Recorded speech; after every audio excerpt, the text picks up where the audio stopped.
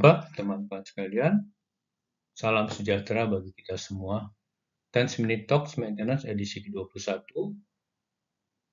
akan bahas mengenai root cause analysis atau RCA.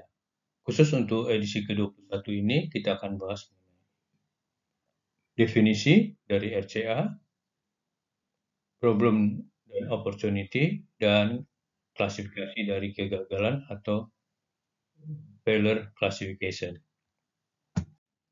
Pembahasan mengenai root cause analysis ini didasarkan dari buku Root Cause Analysis yang diterbitkan oleh Reliability Center INC edisi keempat. RCA definition. Kami sampaikan 3 definisi yang akan disampaikan adalah pertama yang dikeluarkan oleh DOE garis NE garis STD garis 1004 tahun 92, yaitu alasan dasar untuk menyelidiki dan melaporkan penyebab kejadian adalah untuk identifikasi tindakan korektif yang memadai untuk mencegah terulangnya dan dengan demikian melindungi kesehatan keselamatan masyarakat, pekerja, dan lingkungan. Definisi yang kedua yang dikeluarkan oleh Reliability Center yaitu pembentukan lengkap secara logis berbasis bukti rantai faktor yang terkait erat dari konsekuensi yang paling tidak dapat diterima hingga penyebab mendasar yang paling signifikan. Definisi yang ketiga, root cause analysis adalah metode yang digunakan untuk mengatasi masalah atau ketidaksesuaian untuk sampai ke akar penyebab dari masalah tersebut. Ini digunakan agar kita dapat memperbaiki atau menghilangkan penyebabnya dan mencegah masalahnya berulang. 6 elemen penting dari root cause analysis. Elemen pertama adalah identifikasi masalah terhadap adanya masalah atau undesirable outcome. Yang kedua adalah identifikasi cause and effect relationship, hubungan sebab akibat sebagai penyebab terjadinya undesirable outcome. Elemen ketiga adalah disiplin dalam pengumpulan data dan bukti yang akurat untuk mendukung cause and effect relationship.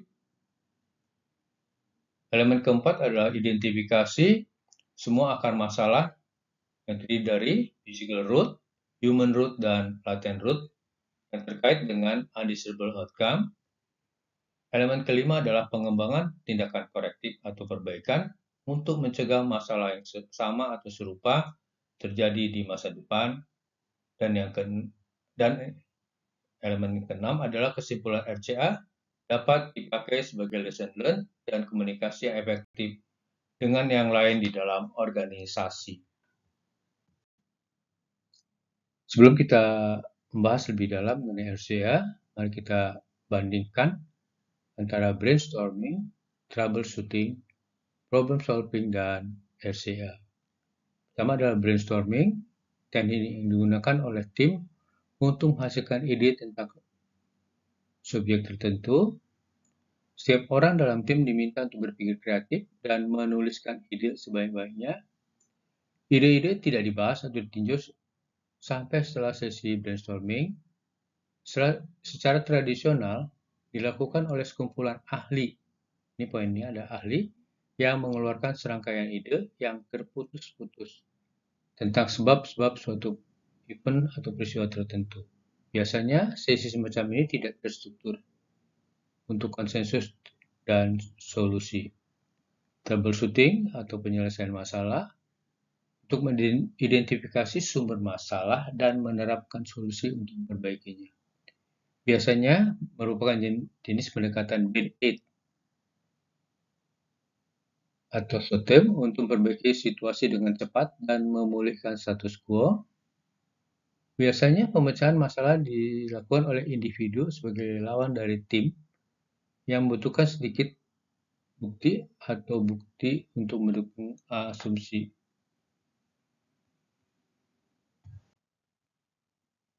Problem solving yaitu tindakan mendefinisikan masalah, menentukan penyebab masalah, mengidentifikasi, memprioritaskan dan memilih alternatif untuk solusi dan menerapkan solusi. Biasanya berbasis tim plus menggunakan alat terstruktur Problem solving seringkali tidak memenuhi kriteria RCA karena tidak memerlukan bukti yang mendukung apa yang dihipotesiskan oleh anggota tim. Sementara root cause analysis atau akar penyebab, penetapan rantai faktor yang lengkap secara logis, berbasis bukti, dan terkait erat dari konsekuensi yang paling tidak dapat diterima, hingga penyebab yang mendasar yang signifikan dan terdalam. Untuk jelasnya, kita perhatikan gambar 1 di depan kita ini yang menggambarkan mengenai akurasi, waktu, dan strength of evidence.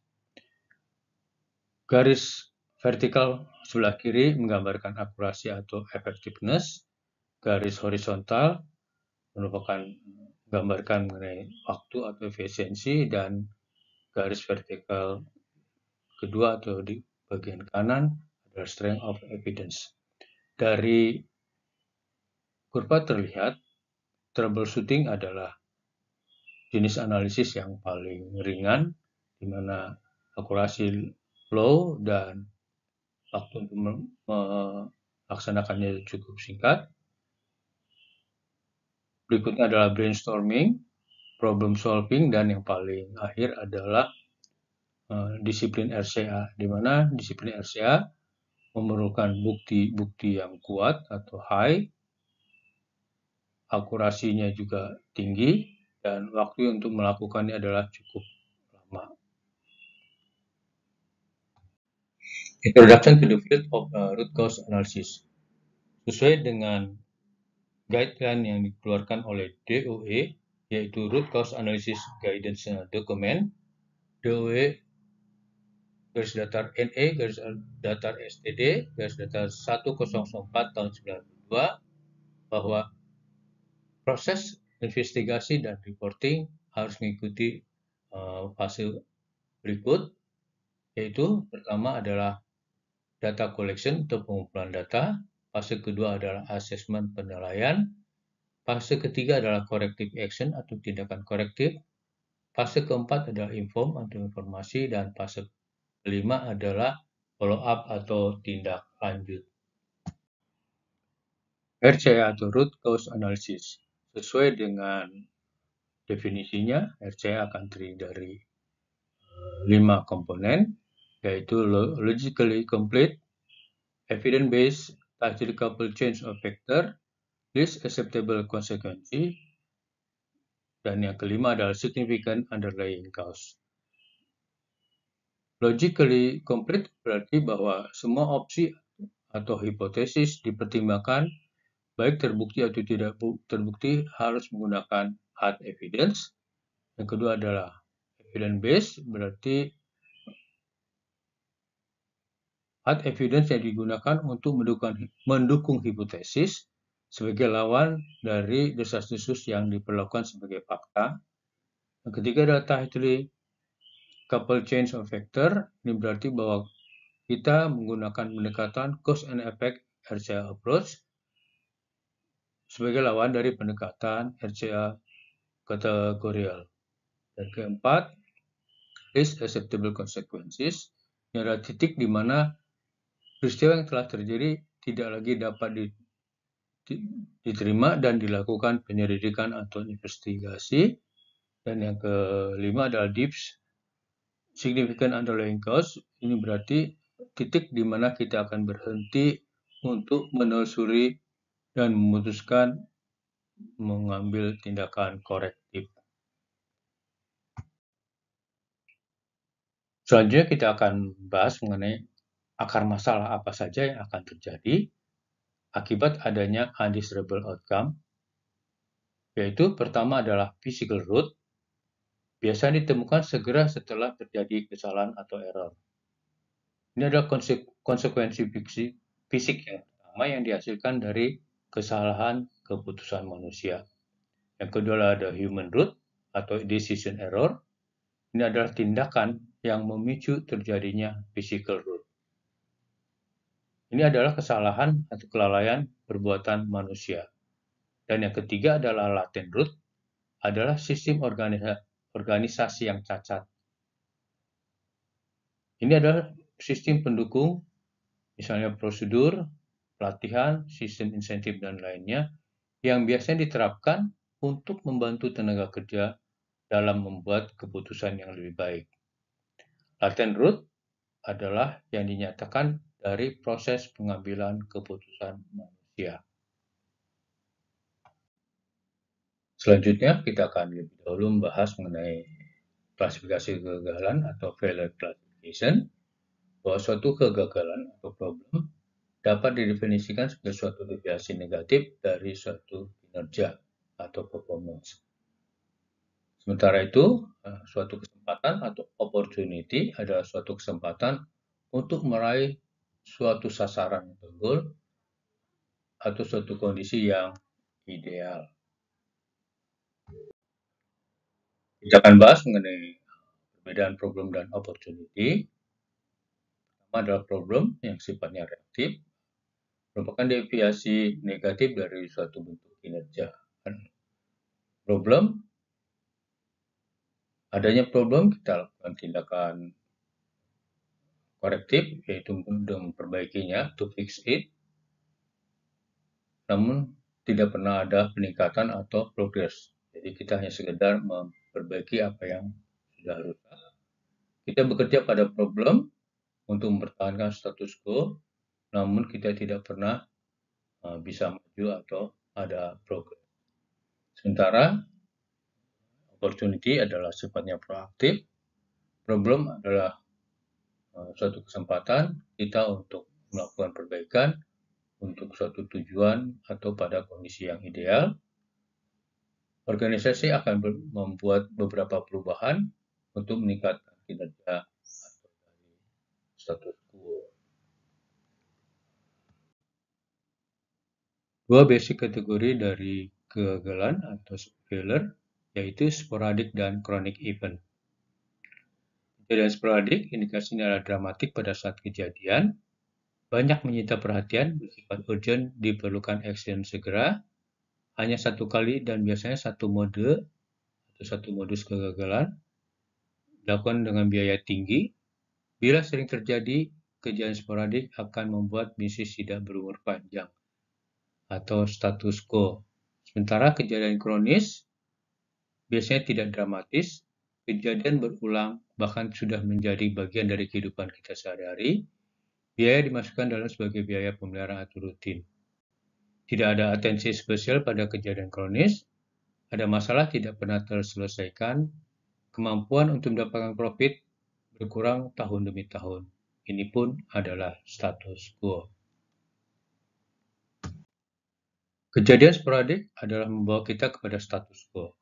Untuk mengembalikannya memerlukan biaya atau waktu yang besar. Setelah kita selesaikan, masalahnya kembali ke normal dan biaya akan diamortisasi. Organisasi tidak ada progres atau reaktif. Frekuensi kejadian kronis umumnya banyak sekalipun berbiaya rendah. Namun, bila hal ini berlangsung terus, maka nilainya akan sama dengan kejadian sporadis, bahkan lebih besar. Organisasi tidak ada progres dan sifatnya reaktif. Semua kejadian di atas berdampak pada profit. Bisnis harus membuat profit. Kejadian kronik yang selama ini tidak kita perhatikan sangat berdampak besar kepada kehidupan bisnis kita. Karena selain kejadian ini sebagai trigger kepada kejadian sporadis, biaya yang harus dipikul sangat besar. Karena perhatikan kejadian kronis dan usahakan untuk mendapatkan akar masalahnya. Agar terjadi progres, terjadi opportunity, dan proaktif. Demikian telah kita bahas mengenai root cause analysis bagian pertama, yaitu dengan pembahasan mengenai definisi dari root cause analysis atau RCA, definisi dari problem dan opportunity, dan yang ketiga adalah klasifikasi dari kegagalan, yaitu sporadis dan kronis. Terima kasih atas perhatian teman-teman. Jangan lupa subscribe dan nyalakan loncengnya sehingga kita bisa membahas materi berikutnya. Terima kasih, sampai jumpa.